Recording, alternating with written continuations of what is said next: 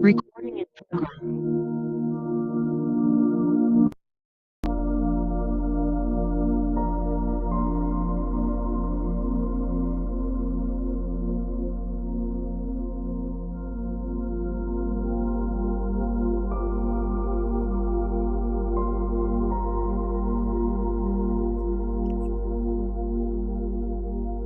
ओम शांति।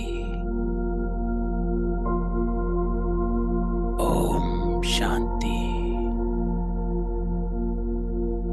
ओम शांति।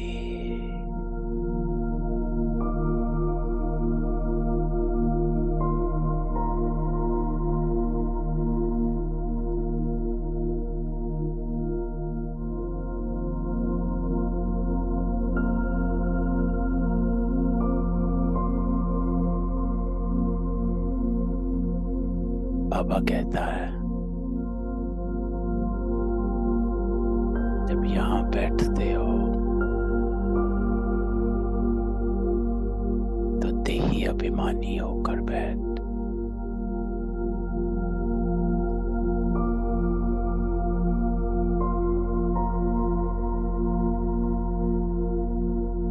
अर्थात जैसा बाबा वैसे आप।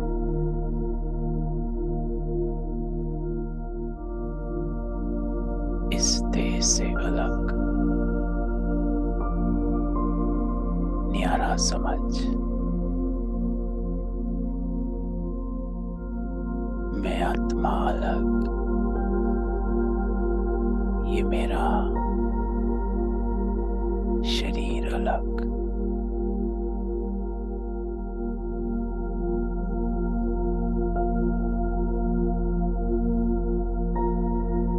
मैं आत्मा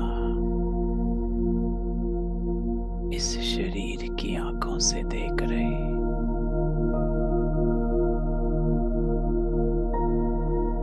इस शरीर के कानों से सुन रही।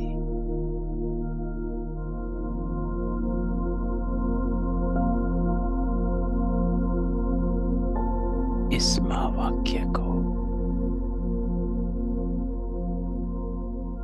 फील करके बैठ।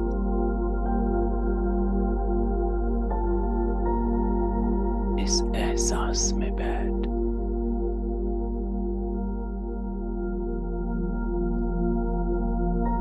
आत्मा अभिमानी होकर बैठ।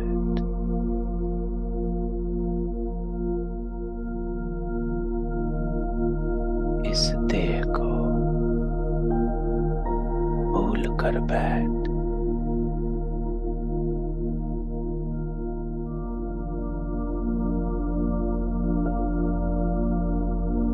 हर संबंध को,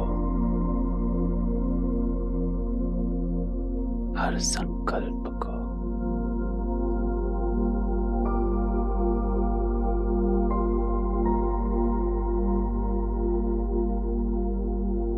साक्षी हो बैठ।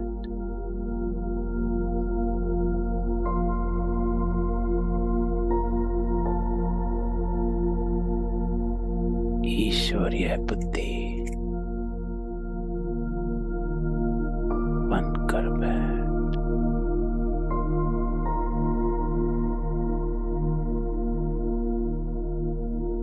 तो आज हमारा बाबा हमको क्या समझाने आया है, चले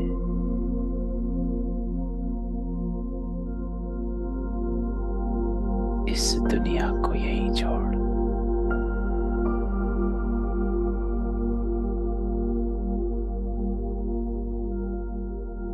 अपने निज स्वरूप को याद कर और उस स्मृति में बैठ। ओम शांति।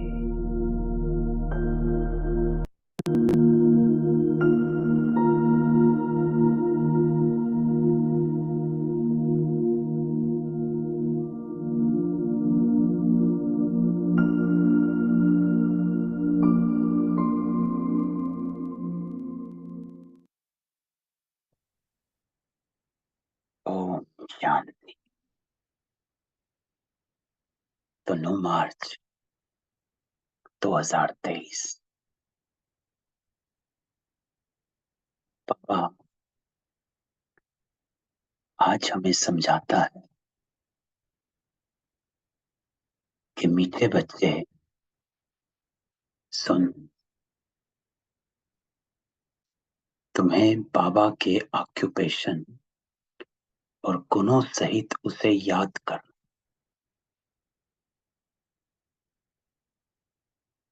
याद से ही तुम विक्रमाजीत बनेंगे। विकारों की मैल भस्म होगी।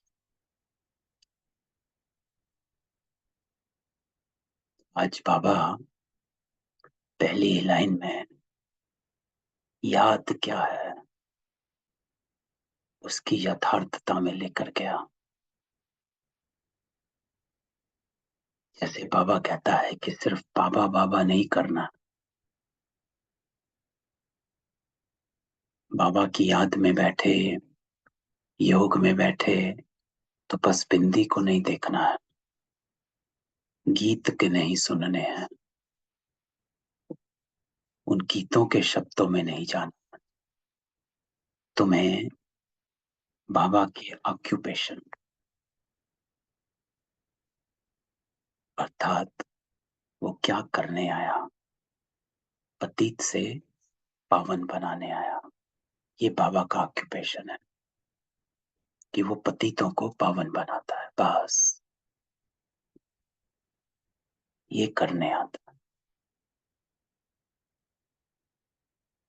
तो वो क्या करने आता है, बाबा कहता है उसके ऑक्यूपेशन को और गुणों सहित उसे याद करना। इसे यथार्थ याद कहा जाता है, जिसे दूसरे शब्दों में कहा जाता है मैं जो हूं जैसा हूं। तो आज बाबा जैसे पर हमको समझाता है, जैसा अर्थात बाप जैसा। कैसा है वो कि जब हम याद में बैठते हैं, तो जब हम बाबा के गुणों को इमर्ज करते हैं, और ये मेरा अपना अनुभव है, आपका भी है, कि हम जब बाबा की याद में बैठते हैं तो जैसे ही हम बाबा के गुणों को याद करते हैं तो हम पहला कहते हैं बाबा बड़ा मीठा है। फिर हम अपने अंदर इंट्रोस्पेक्ट करते हैं, मैं कितना मीठा हूं, मुझे कितना और चेंज होना है ना। कितना और हमें इस यात्रा का फैसला तय करना है, क्योंकि हमारा डेस्टिनेशन है मीठा बनना। अभी मैं कितना हुआ, तो ये मेरी यात्रा है, जितना मैं अब हूं उससे पूरा मीठा बनने की।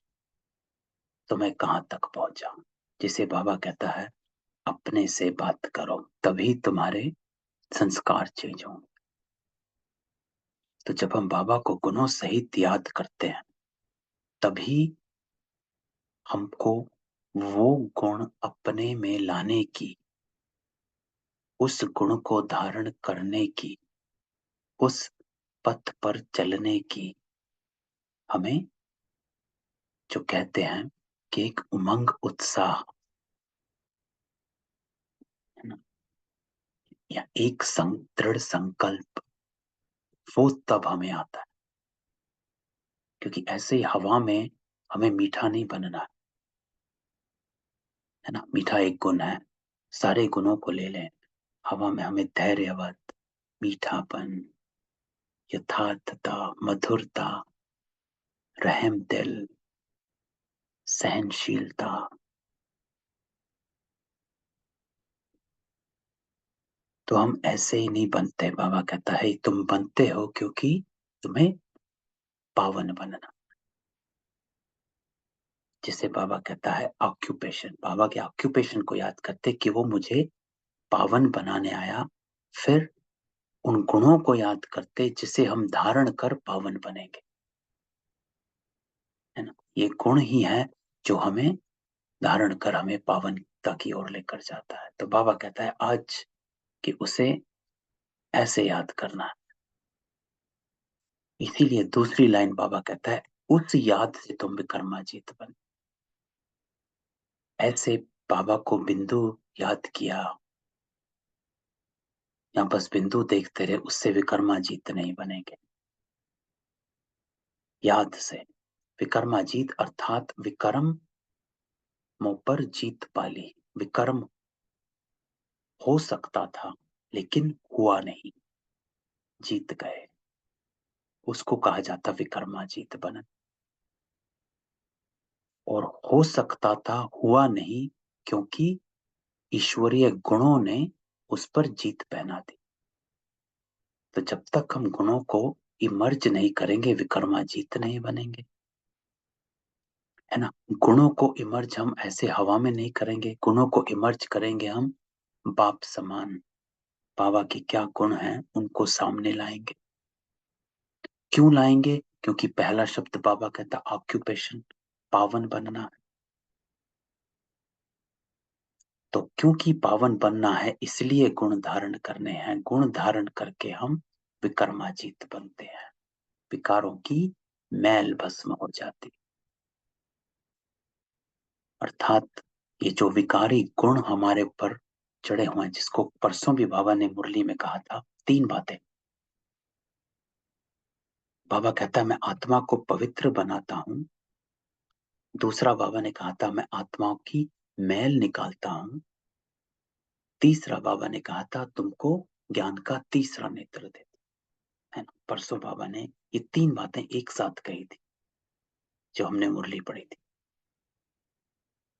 आज भी बाबा कहता है कि मैं तेरी मैल निकालता हूं। कैसे? तीसरा नेत्र देकर, अर्थात आत्मा के निज गुणों में आकर। प्रश्न आज बाबा पूछता ज्ञान की धारणा किन बच्चों को बहुत सहज हो सकती? उत्तर बाबा देता जिनमें कोई भी पुराने उल्टे सुल्टे संस्कार नहीं है, जिनकी बुद्धि याद से शुद्ध होती जाती है, उन्हें ज्ञान की बहुत अच्छी धारणा होती, क्योंकि बुद्धि सोने का बर्तन बन गई। जब तक बुद्धि शुद्ध नहीं होगी ज्ञान ठहरेगा नहीं, इमर्ज ही नहीं होगा कि मुझे सही क्या करना, रॉन्ग ही होता जाएगा।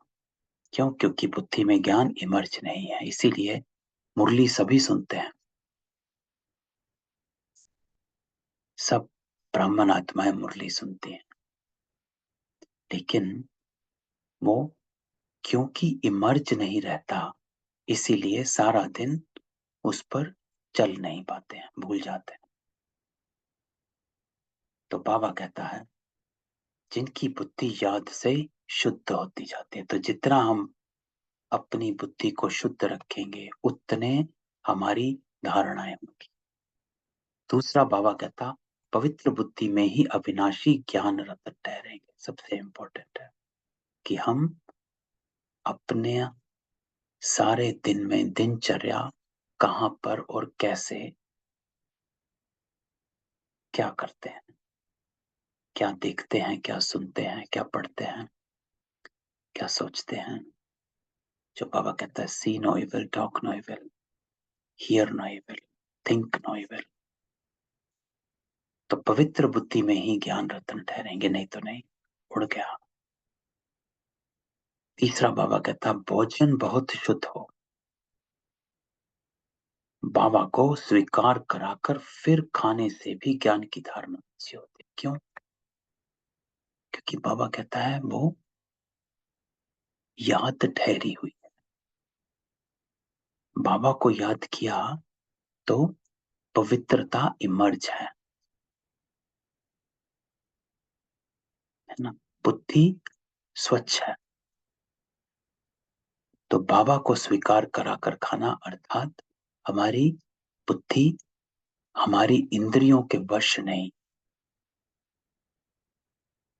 क्योंकि अगर हम इंद्रियों के वश हैं तो सामने भोजन आया तुरंत खा लिया, ये खाया वो खाया सब खाया, क्योंकि हम जीवा के रस के वशीभूत हैं।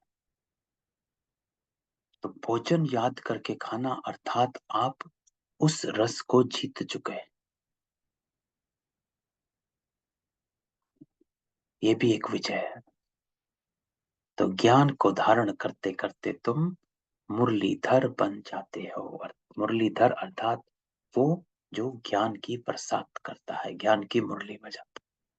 तो ऐसे बाबा कहता है ज्ञान रत्न ठहरे रहेंगे, धारणा हुई हुई होगी तो आप मुरलीधर बन जाते हो। तो बाबा आप समान बना देता है। गीत आप बाबा बजाता है, तुम्हारे बुलाने को जी चाहता है। तो ये गीत है, तुम्हारे बुलाने को जी चाहता है, ये कराने को जी चाहता है, कुछ इस तरह से गीत है। ओम शांति। बाबा कहता है आत्मा परमात्मा को बुलाती है कि तुम्हारे बुलाने को जी चाहता है। बाबा हमेशा गीत को पकड़कर मुरली शुरू करता है। तो बाबा कहता है आत्मा परमात्मा को बुलाती है। सिर्फ आत्मा कहें तो कहेंगे आत्मा तो वाणी से परे है, इसलिए कहते हैं जीवात्मा, है ना। आत्मा तो बुला नहीं सकती क्योंकि आत्मा बोल नहीं सकती। तो बाबा कहता है सिर्फ आत्मा कहें तो भी यथार्थ नहीं, क्योंकि आत्मा तो वाणी कह ही नहीं सकती, वाणी में आ ही नहीं सकती है, तो वाणी से परे है, सूक्ष्म है। इसलिए बाबा कहते जीवात्मा परमात्मा को बुलाती है इस शरीर द्वारा। भक्तों की बुद्धि परमात्मा के बारे में कहाँ कहाँ जाती है ना, कहाँ कहाँ जाती है। पत्थर भीतर, कण कण में, पानी में, पेड़ में, पौधे में, हर जगह, पशु में, है ना। गाय को कहते इसमें भी भगवान है ना। हर पौधे, पेड़, पीपल का पेड़, तुलसी का पेड़, हर पेड़ को पूजनीय सब बनाया हुआ। तो भक्तों की बुद्धि परमात्मा के बारे में कहाँ कहाँ जाती, बाबा पूछता है। कुछ भी मनुष्य समझते नहीं, क्योंकि वो समझते परमात्मा सर्वव्यापी है, तो बुद्धि कहाँ जाए, है ना। समझ इतनी है। अब जैसे हमको समझ बाबा दे देता है कि परमात्मा एक वो है, जब से ये समझ मिली तब से बुद्धि कहीं जा ही नहीं पाएगी। चाहे प्रकट हो जाए फिर भी जाएगी नहीं, कोई कितना भी दिखा दे फिर भी नहीं जाएगी, क्योंकि ज्ञान यथार्थ परमात्मा से समझ आ गया। तो अब बुद्धि ना गाय में जाती है ना तुलसी में जाती है, किसी पेड़ पौधे में, किसी पशु पक्षी में, किसी टिक्कर वित्तर में कहीं नहीं जाती। सर्वव्यापी बाबा कहता समझने के कारण कहेंगे सब भगवान के रूप। वो एक वो ही कारण है जो भगत भटक गए, क्योंकि पता नहीं, तो हर चीज में भगवान ही समझने लगे। बुलाते हैं परंतु बुद्धि में लक्ष्य नहीं, है ना। बुलाते तो हैं लेकिन क्यों बुलाते हैं, बाबा कहता ये नहीं, पावन बनने के लिए नहीं बुलाते, लक्ष्य नहीं। परम पिता परमात्मा तरफ बुद्धि जाती नहीं। किसी भी जीवात्मा की बुद्धि में ये नहीं आता कि हम उस ज्योतिर्लिंगम को याद क्यों करते हैं, है ना। इम्पोर्टेंट है जो बाबा कहता है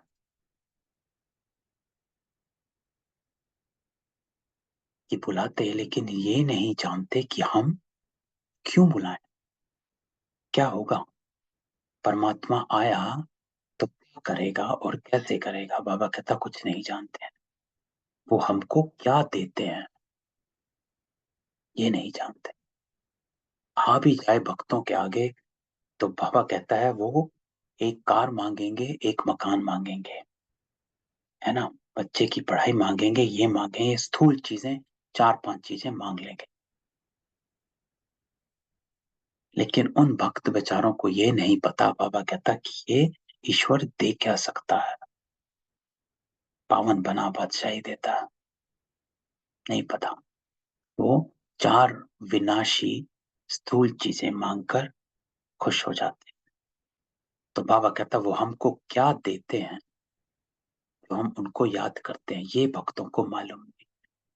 जो बहुत अच्छा देकर जाते हैं उनको याद किया जाता है, उनकी याद जिंदगी भर रहती है ना। तो बाबा कहता है याद उसको किया जाता जिसने कुछ ना कुछ दिया हो। तो ऐसे ही आपकी आत्मा में वो याद बसी हुई है, क्योंकि बाबा ने आकर आपकी आत्मा को पावन बनाया।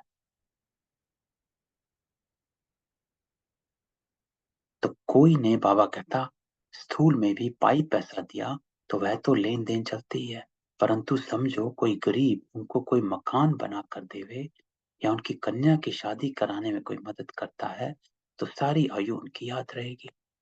तो बाबा यहाँ एग्जाम्पल देता है कि भगत याद इसलिए करते हैं क्योंकि उनकी आत्मा में वो याद ठहरी हुई है कि भगवान ने दिया क्या था। जैसे स्थूल में भी बाबा कहता कोई किसी की मदद करता है तो उसकी याद ठहर जाती है, उनके नाम रूप की याद रहती कि फलाने ने यह दिया। यहाँ भी बाबा कहता तुम बच्चे समझते हो बाबा हमको विश्व का मालिक बनाते।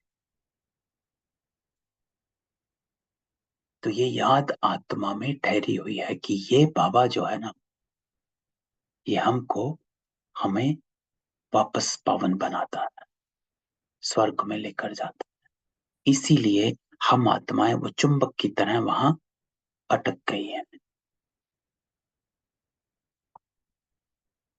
मनुष्यों को तो बाबा कहता ना आत्मा का ना परमात्मा का ज्ञान। आत्मा है सूक्ष्म से सूक्ष्म जिसको पता नहीं पड़ता, कब अंदर प्रवेश करती फिर निकल जाती, बहुत महीन बात है ना। तो बाबा कहता है आम आत्माओं को किसी चीज का ज्ञान नहीं, उनका साक्षात्कार भी दिव्य दृष्टि से ही देख सकते हैं। वो ब्रह्म कहते हैं तो ब्रह्म का भी साक्षात्कार हो पड़ेगा, अखंड लाइट ही लाइट देखने में आएगी। ब्रह्म तत्व तो जरूर बड़ी रोशनी देखने में आएगी, परंतु बाबा कहता है परमात्मा कोई वह चीज तो नहीं है जो मनुष्य समझ बैठे, है ना। तो बाबा कहता है परमात्मा वह चीज तो नहीं है जो मनुष्य समझ बैठे कि वो क्या करता है। तुम बच्चों की भी बुद्धि में आगे लिंग रूप रहता था ना, रूप हमारे सामने वही था, हम परमात्मा को वही समझते थे, ये है वो है ऐसे है। और शुरू शुरू में जब यज्ञ शुरू हुआ तब अंगुष्ठे मिसल ही था, ज्ञान उतना ही था, पूरा स्पष्ट नहीं था।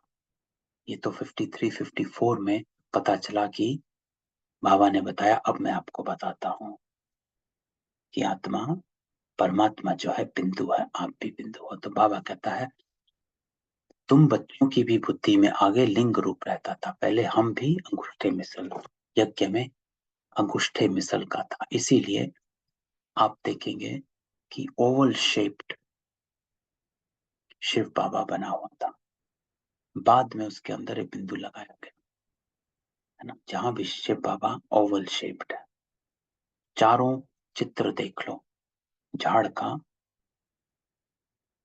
गोले का, चक्र का, सब चित्र में अंगूठे मिसल शिव बाबा ओवल शेप्ड बनाया गया।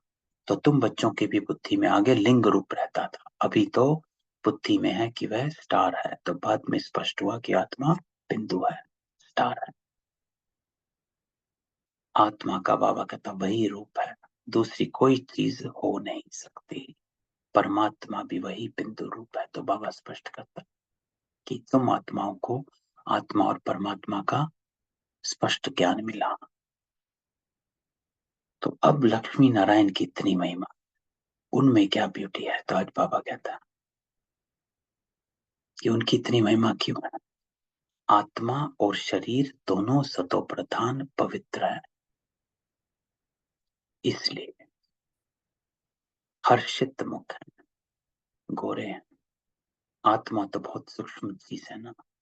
समझाया जाता है, बाबा कहता आत्मा मैली हो जाती है तो लाइट कम होती है। ये तो एक बार दादी गुलजार ने बताया था कि वो बाबा ने दादी गुलजार को आत्माओं के रूप दिखाए कि पवित्र आत्मा और पतित आत्मा में फर्क क्या है। तो उसमें वो ये दिखाया गया कि जो पवित्र आत्मा है वो लाइट एकदम ब्राइट है, और जो पतित है एकदम कम लाइट, कमजोर लाइट, शेडेड फेडेड सी। तो इसी बात को बाबा कहता आत्मा मैली हो जाती तो लाइट कम होती है। इसीलिए जैसे हम कई बार बात करते हैं कि आत्मा हमारे इस शरीर के पार्ट को नहीं देखता, हमारे इस शरीर का जो पद है, पोजीशन है, उसको नहीं देखता है। चाहे मधुबन में है, चाहे घर पर है या सेंटर में है, आत्मा, बाबा आत्मा की लाइट को देखता कि आपकी लाइट कैसे है। ये लाइट कम और जास्ती की भी बहुत महीन बात है। तो आज बाबा उस बात को बताता है कि लाइट कम और ज्यादा। बाबा कहता हम दीपक का मिसाल देते, परंतु आत्मा उनसे भी छोटा सा स्तर है। साक्षात्कार होता है, देखा और गया। अब तुम बाबा का सिमरण करते हो, है ना। तो बाबा कहते हैं साक्षात्कार देखने से क्या होगा। आपको अभी अभी आत्मा दिख भी जाए, आएगी एक सेकंड, बाबा भी दिख जाए, आएगा एक सेकंड और चला गया, फिर क्या, परिवर्तन तो हुआ नहीं ना। आप भी वही वैसे के वैसे ही हो। तो बाबा कहता है साक्षात्कार से कुछ नहीं। इसलिए अगला सेंटेंस बाबा बोलता है अब तुम बाबा का सिमरण करते हो। बाबा ने अपना रूप बताया। तुम जानते हो शिव बाबा को याद करने से विक्रम विनाश होते हैं। भल और मनुष्य शिव को याद करते, परंतु उस इस ज्ञान से याद नहीं करते। इंपॉर्टेंट लाइन है, किस ज्ञान से याद करते हो। आप ब्राह्मण आत्माएं, बाबा कहता है किस ज्ञान से याद करते हो। भक्तों के ज्ञान से याद करते हो या ज्ञानी के ज्ञान से याद करते हो। अगर रूप को देखते हो तो अभी भी ज्ञान नहीं। बाबा कहता है मनुष्य जानते ही नहीं।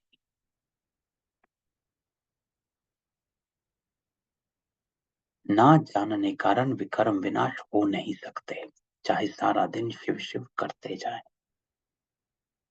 नहीं तो जो तपस्वी ऋषि मुनि पर्वतों पर 15-15 20-20 वर्ष एक टांग खड़े बारिशों में बर्फ में तपस्या करते हैं, वो तो भगवान को तुरंत पा लें, लेकिन नहीं पा पाते। वो हमसे ज्यादा अखंड तपस्या करते हैं, लेकिन पा नहीं पाए। क्यों? क्योंकि बाबा एक ही लाइन कहता है, क्योंकि वो इस ज्ञान से याद नहीं करते, जानते नहीं। तो जब तक हम यथार्थ याद नहीं करते, हमारे भी विकर्म विनाश नहीं होते, हमारे भी धारणा नहीं होती, हमारे भी गुणों में परिवर्तन नहीं होता। नहीं हो रहा तो ये हमारी चेकिंग है कि हम यथार्थ याद नहीं करते। तो बाबा कहता है वो जानते ही नहीं कि हम योग लगाने से विकर्माजीत बनेंगे, कि हमारे में धारणा होगी। विकर्माजीत बनना अर्थात गुणों की धारणा होना, तभी तो विकर्मों पर जीत पाएंगे, नहीं तो विकर्म हो जाएंगे। तो योग लगाने से विक्रमाजीत बनेंगे, अर्थात गुणों की धारणा होगी। इसे कहा जाता है यथार्थ योग। अच्छा, फिर क्या होगा ये भी नहीं जानते, तो तुमको बाबा समझाते कि योग से तुम विक्रमाजीत बनेंगे, 5 विकारों की मैल भस्म होगी। ये होता है योग। 5 विकारों की मैल भस्म होती है। मैल कहाँ चढ़ी हुई है? हमारी बुद्धि में, क्योंकि बुद्धि जो है उस मैल से ही परखने में और निर्णय करने में, दोनों में गलती करती है ना। अब एक आईना देखो, आप आज कल एक नया आईना लेकर आए, उसको आपने रख दिया, 4 दिन बाद उस आईने को देखेंगे तो उस पर धूल की एक परत चढ़ जाएगी, है ना। तो परत कहां से चढ़ी? आपने तो टच नहीं किया। तो परत चढ़ी एनवायरनमेंट से, धूल मिट्टी इधर उधर से आई और वो आईने पर परत जम गई।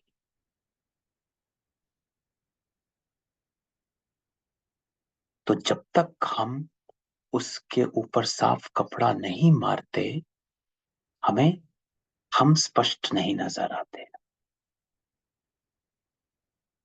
तो ठीक ऐसे ही बाबा कहता है, आपकी बुद्धि रूपी आईने में ये बाह्य वायुमंडल की परत चढ़ पड़ी, इधर से उधर से संस्कारों को, लोगों की आदतें देखकर, लोगों के कर्म देखकर, घर से, बाहर से, सोसाइटी से, धर्म से, हर जगह से, कुछ पढ़ने से, कुछ देखने से, लेयर्स लेयर्स लेयर्स लेयर्स आईने पे, जो आत्मा पे खाद चढ़ती गई। तो जब तक हम उसको साफ नहीं करते हैं, तब तक हम स्पष्ट अपने आप को नहीं देख पाते हैं। तो बाबा कहता है 5 विकारों की मैल भस्म होती है योग से।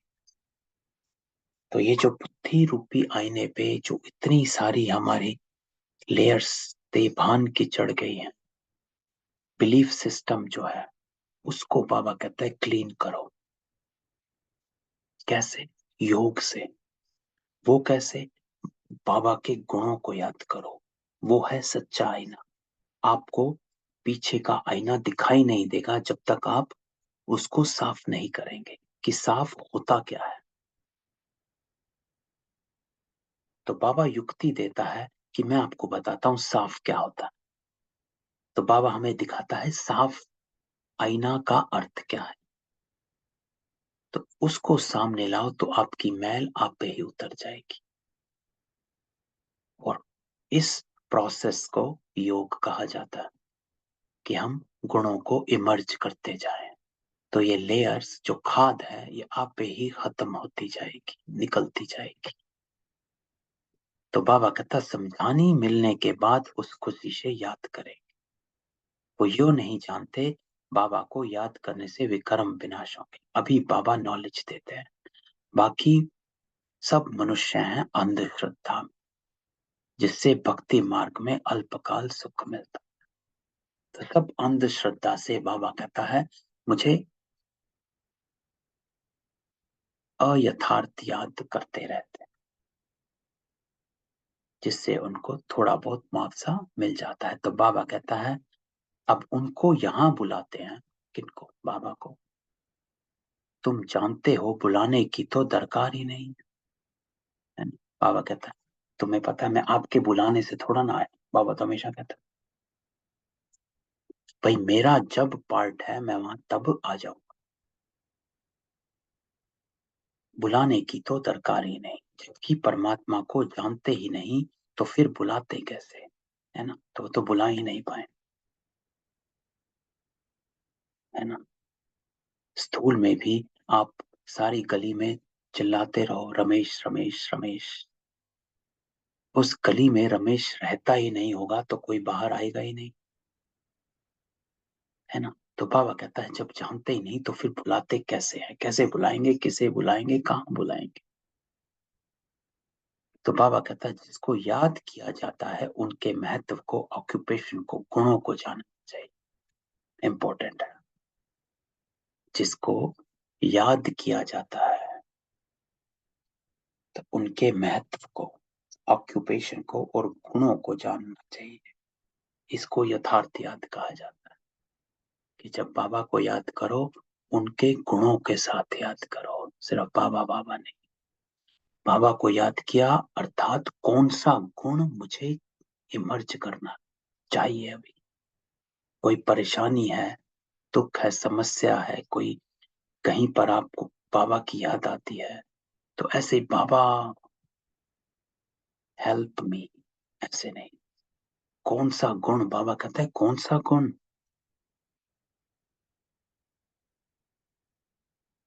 क्या ऑर्डर करते हो? जिसे बाबा कहता है कि सर्वशक्तिमान जिसके ऑर्डर प्रमाण शक्तियां आती हैं, लेकिन ये पता होना चाहिए कौन सी ऑर्डर करनी, तो कौन सा गुण चाहिए वो याद करोगे तो आप में वो गुण तुरंत बाबा मदद देगा कि बाबा समाने की शक्ति चाहिए,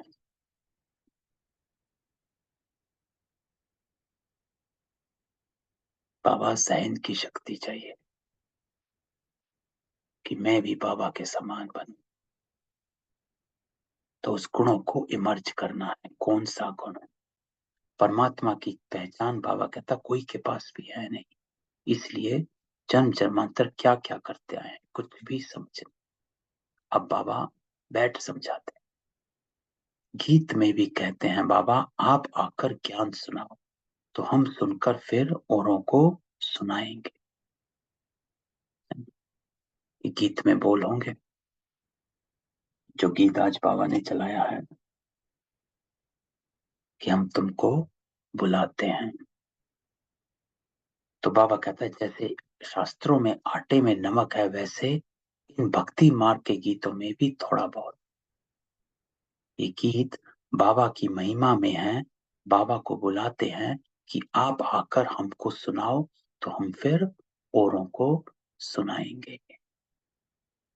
आकर हमको राजयोग सिखलाओ फिर हम मुरलीधर बन जाएं, है ना? क्योंकि हम धारणा कर लेंगे तो ज्ञान ठहर जाएगा, ज्ञान ठहरेगा तो हम भी मुरलीधर बन जाएंगे, अर्थात औरों को ज्ञान सुनाएंगे। तो बाबा कहता है मुरलीधर को ही ज्ञानी तू आत्मा कहा जाता है, अर्थात वो आत्मा जिसमें ज्ञान की स्मृति है। तो ज्ञानी तू आत्मा अर्थात जिसके हर कर्म ज्ञान से भरपूर, वो ज्ञानी तू आत्मा।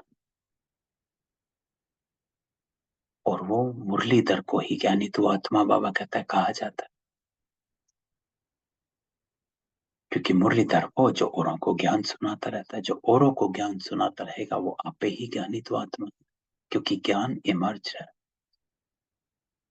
तो बाबा कहता तुम बच्चे जानते हो बाप तो है निराकार, फिर वो आए कैसे? तो बाबा कहता अभी तो समझा है कि आत्मा परम धाम से आती, पहले पहले गर्भ में जाना पड़ता है। जीव की आत्माएं सब बाबा को याद करती हैं परंतु उनके ऑक्यूपेशन का कुछ भी पता नहीं। तो आज बाबा की मुरली इस पर चल रही है कि बाबा को याद कैसे किया जाता है, भक्त कैसे याद करते, मनुष्य कैसे याद करते और आप कैसे याद करते। बाबा कहते हैं सब बाबा को याद करती है, every soul remembers Baba in one way और द अनदर। लेकिन यथार्थ नहीं पता, उनके ऑक्यूपेशन का कुछ भी पता नहीं। ऐसे ही बाबा कहते सिर्फ बुलाते रहते हैं भगवान भगवान, वो आता ही नहीं। बाबा कहते मैं अपने पूरे टाइम पर आता हूँ, है ना, आपके बुलाने से नहीं, मैं ड्रामा के उस सेकंड में आ जाऊंगा जहां मुझे आना होगा, जबकि संगम युग शुरू होता है। और संगम युग कब आता है? बाबा कहता है जब रात पूरी हो, दिन होना होता है। संगम युग आया और बाबा भी साथ आया, तो संगम युग उस सेकंड से शुरू हो जाता है जब बाबा आ जाता है, तब से संगम युग शुरू। तो संगम युग पर ही बाबा बैठ पढ़ाते, क्योंकि तब से बाबा की पढ़ानी शुरू होती है। तो ये सब बातें बाबा कहता तुम ब्राह्मण बच्चे ही जानते हो ना, जानते हैं। बाबा ने हमें ज्ञानी बना दिया।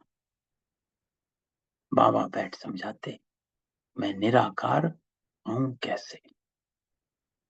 बाबा कहता अब ये भी सोचने की बात है कि वो तो निराकार है, वो आए कैसे, कहाँ आएगा, कहाँ रहेगा, किसके पास आएगा। ये तो कभी कोई ने ख्याल नहीं किया। बाबा कहते अगर कलयुग के अंत में आया होगा तो फिर से आएगा ना। कलयुग अंत और सतयुग आदि के संगम पर आते हैं, है ना, इस संगम पर आते हैं, क्योंकि बाबा कहता संगम भी चार है। सतयुग त्रेता का संगम, त्रेता द्वापर का संगम, द्वापर कलयुग का संगम। लेकिन ये जो संगम है, ये वो संगम है जब बाबा आता है, क्योंकि ये चढ़ती कला का संगम, बाकी सब उतरती कला के संगम है। सतयुग से त्रेता उतरता, त्रेता से द्वापर उतरता, द्वापर से कलयुग उतरता, अब कलयुग से सतयुग चढ़ता। तो ये संगम है जब बाबा आता है। तो बाबा कहता है जरूर कुछ कार्य करने के लिए आता है, तो जरूर सृष्टि को पावन करने आएंगे, क्योंकि ये तो ऑक्यूपेशन है। तब कहते हैं कि अब आदि सनातन देवी देवता स्थापन करने आते, तो ये कार्य करने आता है। कोई ना कोई कार्य करने तो आएगा, ऐसे ही भगवान थोड़ा ना आए। हम भी ऐसे ही कहीं थोड़ा ना चले जाते, स्थूल में भी ऐसे ही कहीं चले जाएंगे, नहीं जाते हैं। कुछ काम होता है तभी जाते हैं ना कहीं पर।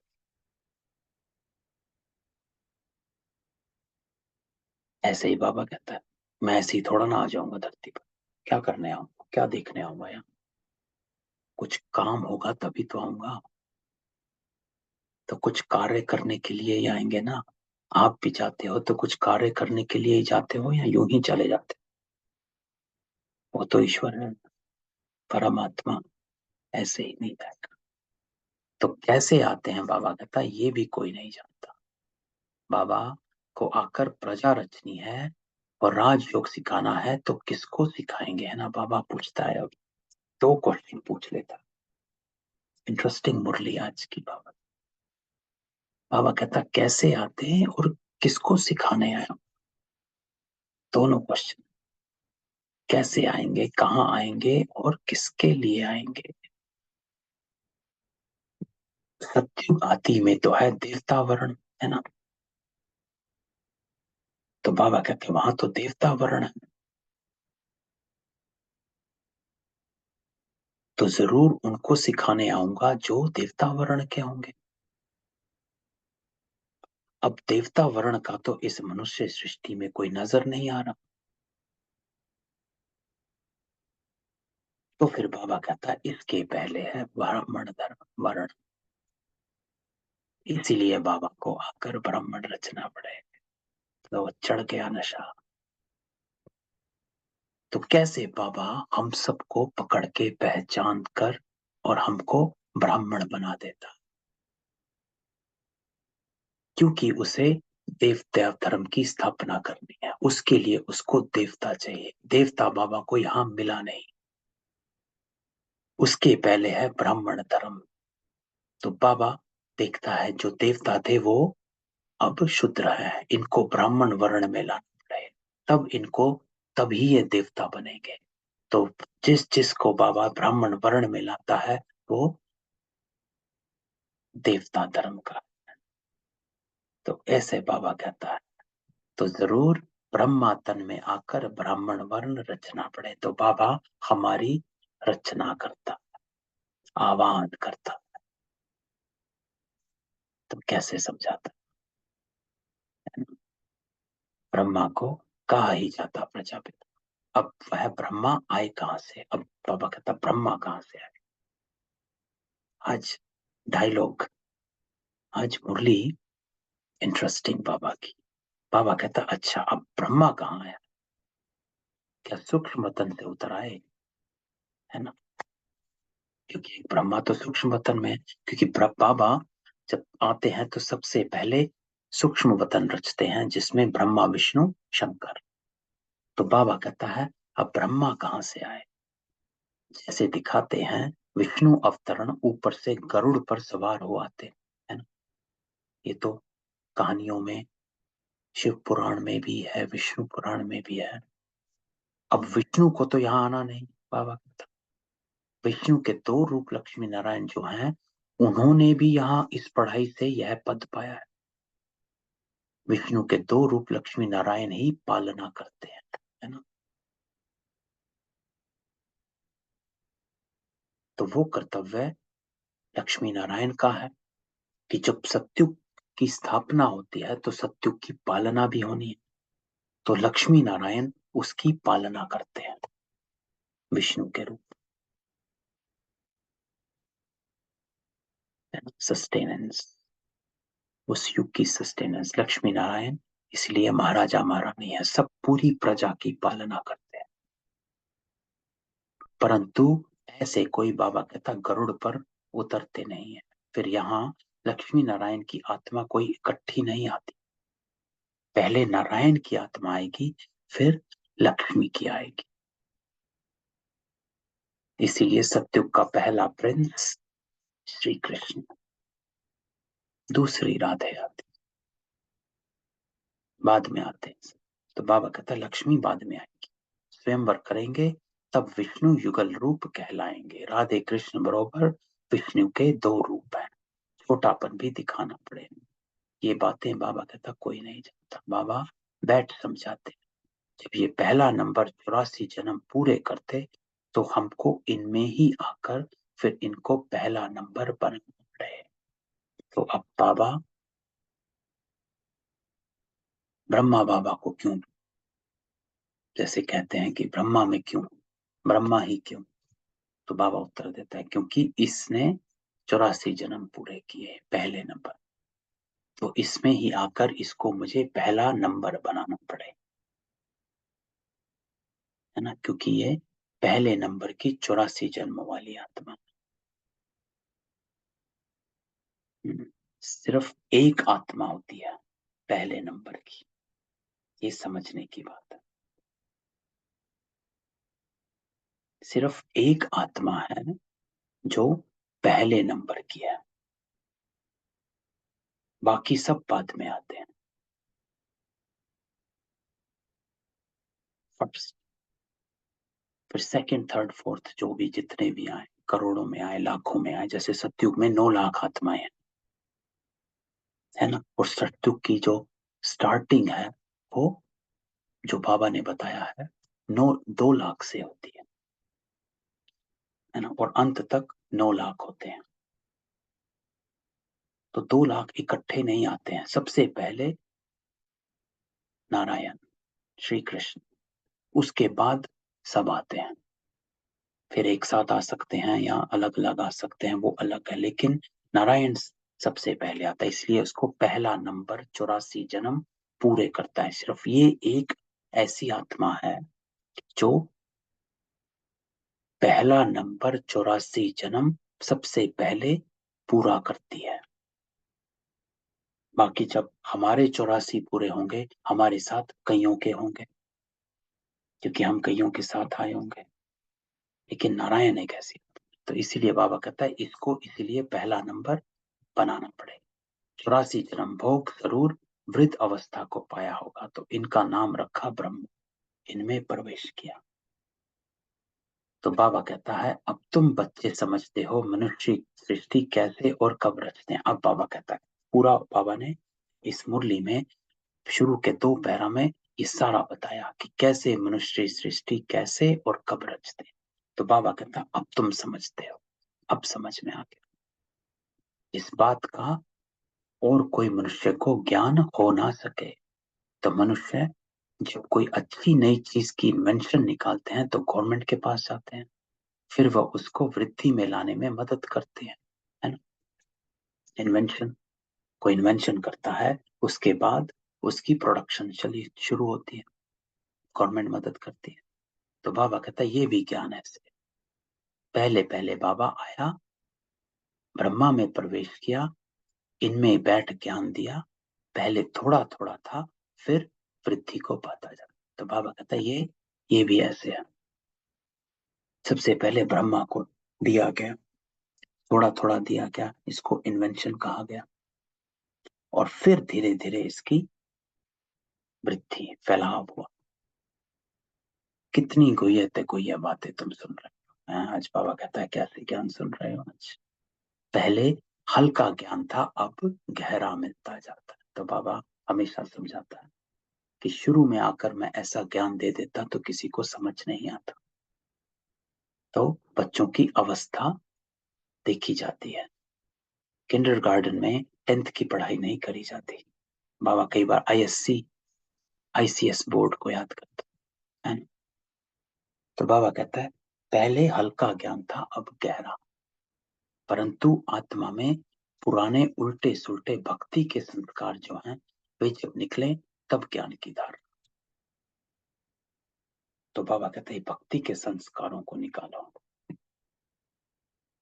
सबसे कड़ा जो भक्ति का संस्कार है, जो हमको धारणा में रोकता है, वो एक ही संस्कार है, वो है पढ़ने का संस्कार।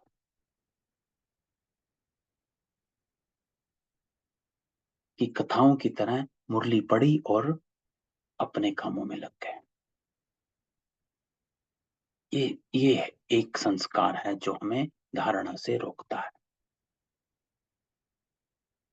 क्या नियम है, पढ़ना है, पढ़ लिया और अपने बिजी हो गए। तो बाबा कहता है पुराने उल्टे सुलटे भक्ति के संस्कार जो हैं, वो निकले तब ज्ञान की धारणा हो। योग ही तब विक्रम विनाश होते जाएं और बुद्धि शुद्ध होती जाए।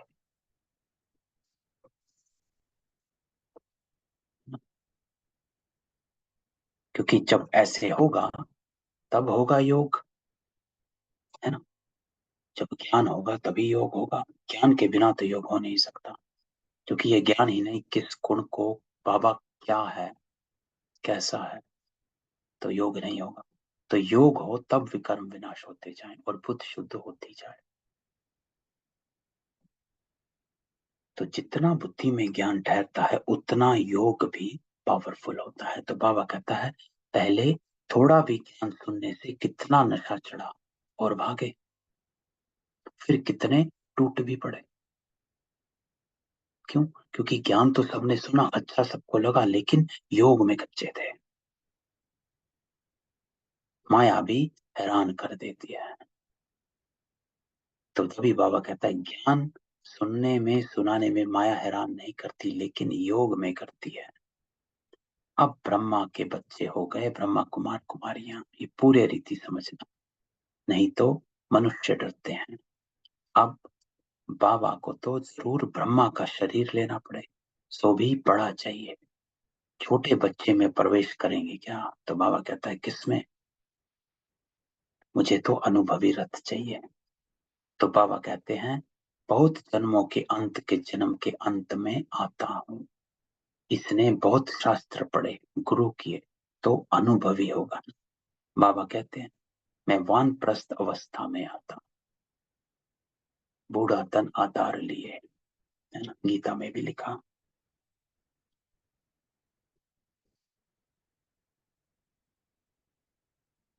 शास्त्र आदि पढ़े हैं तब तो समझा सकते हैं। अब तुम बच्चे जानते हो कैसे बाबा आता है और आकर मनुष्य से देवता बनाते हैं और पुरानी दुनिया को नया बनाते हैं। तो बाबा कहता है अब तुम समझ चुके हो। आज तो पूरी मुरली में बाबा ने इसी बात की स्पष्टता करी। कब आते हैं, कैसे आते हैं, क्यों आते हैं, क्या करते हैं, आप कौन हो। तुमको भी बाबा कहते हैं अब नया बना, इस पुराने तन में राजयोग सीख, फिर सत्युग की नया शरीर जाकर लेंगे, फिर हम देवी देवता कहलाएंगे। तो बाबा कहता है ये प्रोसेस है, ऐसे बनोगे कि इस तन से राजयोग सीख सत्युग की नया शरीर लेंगे, वहां माया होती नहीं। तो बाबा कहता है यहाँ तुम समझा सकते हो कि हम ब्रह्मा कुमार कुमारियां हैं। ब्रह्मा को प्रजापिता कहा जाता है। बाबा कहता है ये तो सब मानेंगे कि भगवान ने आदम बीबी द्वारा रचना रची है। गीता में कहते हैं मैं राजाओं का राजा बनता हूं। तो बाबा कहते हैं मैंने तुम्हें क्या किया, शूद्र से ब्राह्मण बनाकर ज्ञान अमृत पिलाए, असुर से देवता बनाए। एक लाइन में बाबा ने पूरे ज्ञान का सार दे दिया। शूद्र से ब्राह्मण बनाए, ज्ञान अमृत पिलाए, असुर से देवता बना दे, है ना। तो बाबा ने हमारी पूरी जर्नी बता दी इस जन्म की। शूद्र थे, ब्राह्मण बने, ज्ञान अमृत पिया और असुरी संस्कारों से देवताई संस्कार वाले। बाबा कहता भले ये लिखा हुआ है परंतु पहले शूद्र वर्ण से ब्राह्मण वर्ण में लाते हैं, है ना। ऊपर भी बाबा ने कहा मैं आया, मुझे तो संगम के लिए देवता चाहिए, देवता तो कोई है नहीं। तब बाबा हम सबको पकड़ता है कि ये वो हैं जो देवता थे, अभी शूद्र हैं, इनको ब्राह्मण बनाओ, फिर ये देवता बनेंगे। तो बाबा कहता है शूद्र वर्ण से ब्राह्मण वर्ण में लाते हैं, तो तुम समझा सकते हो हम ब्रह्मा कुमार कुमारी हैं। तो ये निश्चय और ये नशा, है ना, उत्साह लाता है, हमें हमारा परिचय देता है। कौन हो आप, तो अपने आप को अपना परिचय देना है ना। इसलिए बाबा कहता है एकांत में बैठ अपने से बात करो, अपने आप को अपना परिचय दो। हम अपने आप को अपना परिचय नहीं देते हैं, अपने को दूसरी आत्माओं के आंखों से देखते रहते हैं कि मैं माँ हूँ, पिता हूँ, भाई हूँ, बहन हूँ, सोसाइटी में ये मेरी वो है, ये वो है। इसको कहा जाता है दूसरी आंखों से अपना परिचय।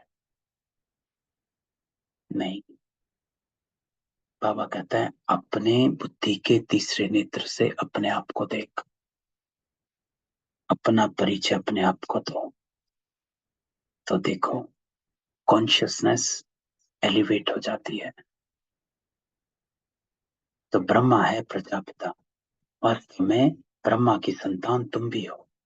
ब्राह्मणों की शुरुआत संगम पर ही होती है ना।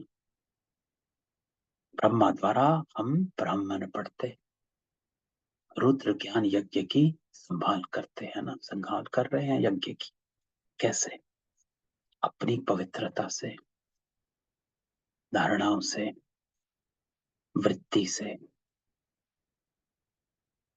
हम अपने विकारों की आहुति देते हैं, इसको कहा जाता है यज्ञ की संभाल कर। क्योंकि यज्ञ को जले रहने के लिए स्वाहा आहुति देनी पड़ती है, वरना यज्ञ की लौ, स्थूल भी यज्ञ की लौ बुझ जाती है। तो आहुति देते रहना पड़ता है। तो हमें विकारों की आहुति देनी है, यज्ञ में सब कुछ स्वाहा किया जाता है।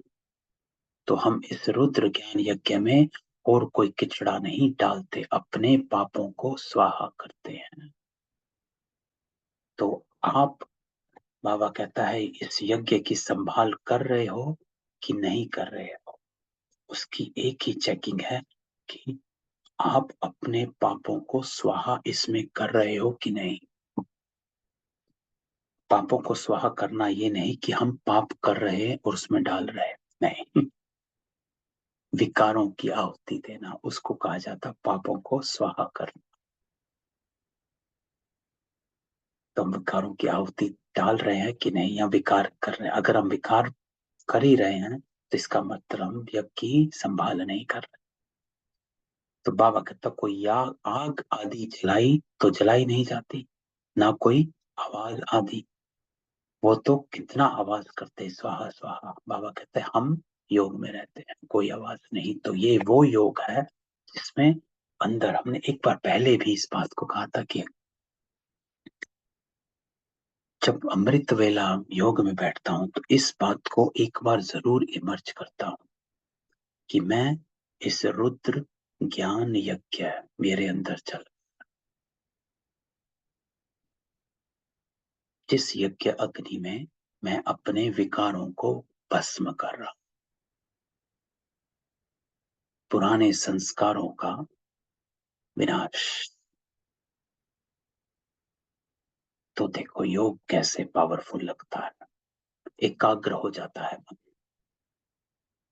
और दृढ़ संकल्प और उसकी शक्ति पैदा होती है, और वो शक्ति सारा दिन आपके साथ चलती। तो बाबा कहता है हम ना आवाज करते, ना स्थूल आग, हम तो योग में रहते हैं। कोई आवाज नहीं, चुप,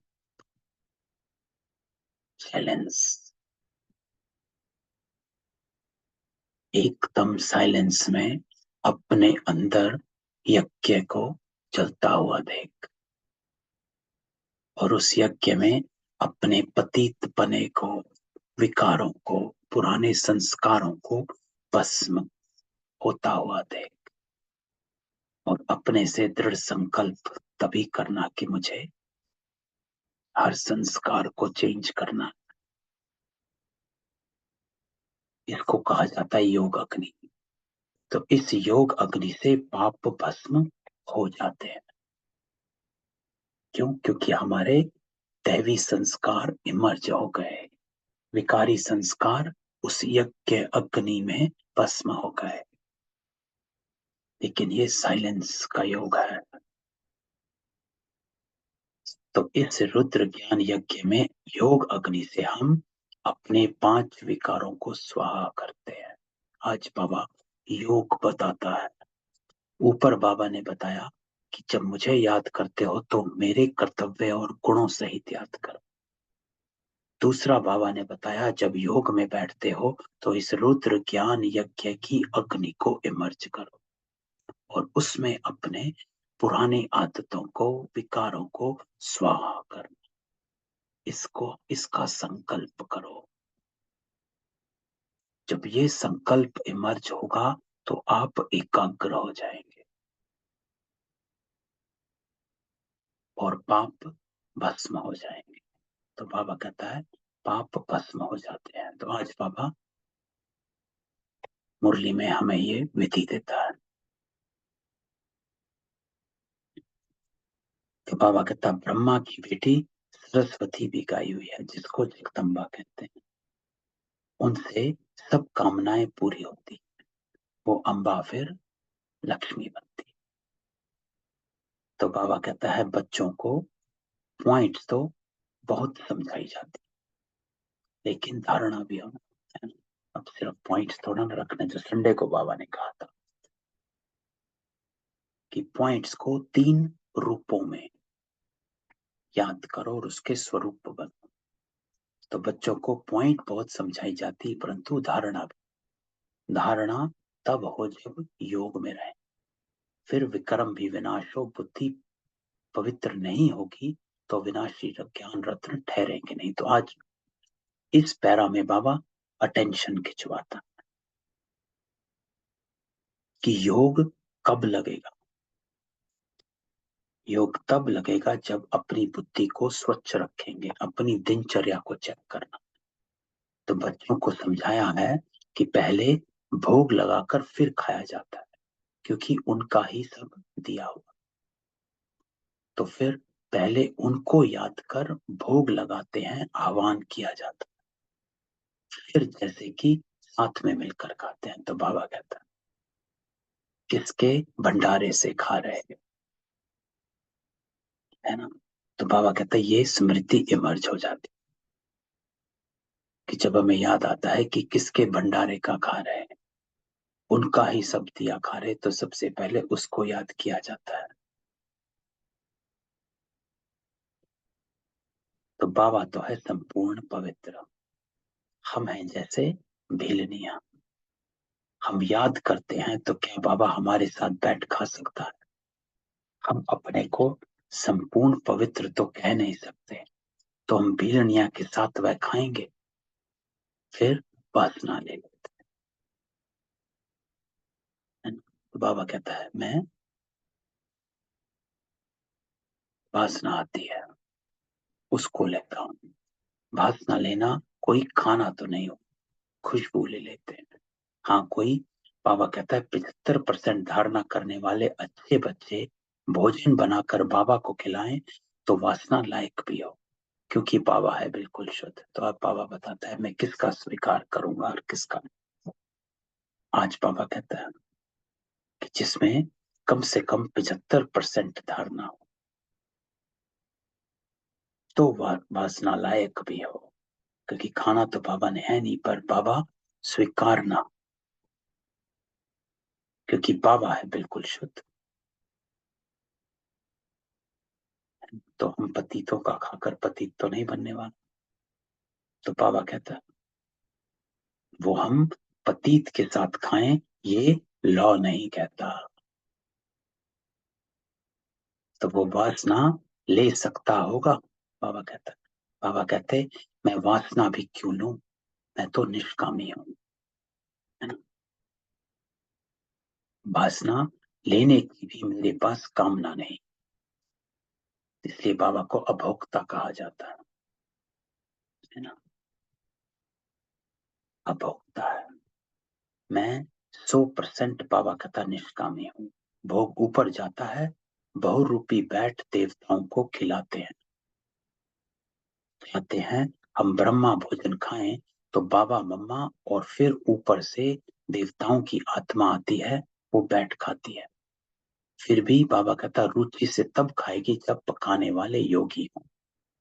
तो आज बाबा भोग पर भी समझानी देता है कि मैं किसका स्वीकारता हूं। देवताएं भी ब्रह्मा भोजन की महिमा करते हैं। बाबा तो कहते हैं मैं आया हुआ हूं तुम्हारी सर्विस करने, हम तो तुम्हारा पूरा निष्कामी सर्वेंट हो। तुम भल, बाबा कहता है मैं तो निष्कामी हूं, मैं तो कुछ नहीं, ना खाता हूं ना वासना भी लेता हूं, कुछ नहीं। चाहे तुम 36 प्रकार के लाओ या 108 प्रकार का भोग लगाओ, भक्तों ने ही भोग लगाया और भक्तों ने ही बांट कर खाया। भगवान निष्कामी है तो भी ऑफर करना चाहिए। बड़े राजाएं आदि कभी हाथ में नहीं लेते, उनमें भी किस्म किस्म के होते, कोई ले भी लेते हैं। बाबा का राजाओं आदि से कनेक्शन रहा है ना, तो हम बाबा को भोग लगाते हैं, कामना है कि हम बाबा से विश्व के मालिक बनने राजा ही लें। वो तो है ही दाता। ये सारी बाबा कहता सूक्ष्म बातें, भोग कहाँ ले नहीं जाते, यहाँ ही बैठ बैकुंठ का साक्षात्कार करते हैं, यहाँ से जैसे कि गुम है। आज तो मीठे मीठे सिकिलते बच्चों प्रति माता पिता बाप दादा का याद प्यार, गुड मॉर्निंग। रूहानी बाप की रूहानी बच्चों को नमस्ते। तो हम रूहानी बच्चों की रूहानी बाप दादा को याद प्यार, नमस्ते और गुड मॉर्निंग। तो आज धारणा तो पावरफुल है। बाबा कहता है बाबा भल निष्कामी है, लेकिन भोजन का भोग जरूर लगाना। क्यों? क्योंकि किसका खाते हो? अगर बाबा के बने हो तो भोले बाबा के भंडारी से खा रहे हैं। इसलिए बाबा कहता है जिसका खाते उसको याद करना, बहुत शुद्धि से भोजन बनाकर बाबा के साथ बैठकर खाना। दूसरा बाबा कहता है इस रुद्र यज्ञ में योग बल से अपने पाप स्वाह करने हैं। आवाज में नहीं आना, चुप रहना, बुद्धि को योग बल से पवित्र बनाना, है ना। और तीसरा बाबा कहता है मुझे याद करना है मेरे ऑक्यूपेशन और गुणों के साथ, तब आपके पाप भस्म होंगे। और बाबा ने ये भी बताया योग में कैसे बैठना। वरदान आज बाबा कहता है न्यारे और प्यारेपन की विशेषता द्वारा बाबा के प्रिय बनने वाले निरंतर योगी बाबा। तो बाबा वरदान देता है निरंतर योगी बन जाओ। लेकिन उसके लिए युक्ति जो बाबा कहता है वो है न्यारे और प्यारेपन की विशेषता द्वारा। जितने हम डिटैच रहेंगे और लविंग रहेंगे, न्यारे और प्यारे, कि सिर्फ डिटैच भी नहीं रहना है, सिर्फ लविंग भी नहीं, कि सबके प्यारे बनने की भी कोशिश करनी नहीं है और सबसे न्यारे बनने की भी कोशिश नहीं करनी, क्योंकि उपरामता रूखापन नहीं। तो न्यारे और प्यारेपन का बैलेंस, डिटैच भी हो और लविंग भी हो। तो बाबा कहता है मैं बाबा का कितना प्यारा हूं इसका हिसाब न्यारेपन से लगा सकते हो। अगर थोड़ा न्यारे हैं बाकी फंस जाते हैं तो प्यारे भी इतने होंगे, है ना। कि थोड़ा सा डिटैच हुए और थोड़ा मोह में फंसक गए। तो जो सदा बाबा के प्यारे हैं उसकी निशानी है स्वतः याद।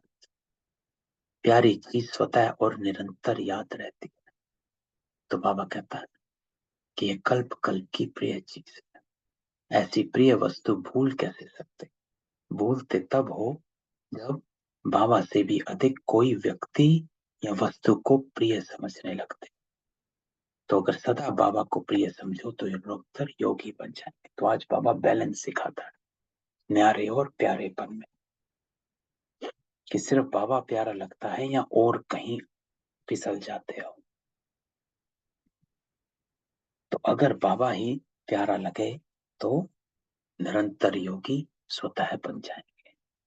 तो इस लविंग और डिटैच्ड इसमें बैलेंस। स्लोगन बाबा कहता जो अपने नाम मान और शान का त्याग कर बेहद सेवा में रहते वही परोपकारी है ना। अपना नाम मान शान का त्याग, क्योंकि जहां त्याग है वहां तपस्या है, और जहां तपस्या है वहीं सेवा है। जहां त्याग नहीं वहां ना तपस्या और ना सेवा। तो ये थी आज की बाबा की मुरली, है ना। आज की मुरली बड़ी प्यारी है। बाबा ने पूरा ज्ञान दिया कब कैसे क्यों सृष्टि का रचना, बाबा कब आया, कैसे आया, क्यों आया, किसको बनाने आया, कैसे हमें शूद्र, बाबा कहता तुम शूद्रों को पहले ब्राह्मण में लाया, क्योंकि देवता अब सबको अनम्यूट करते हैं। किसी का कोई क्वेश्चन हो? नहीं है। आज ओम शांति। ओम शांति भाई जी। ओम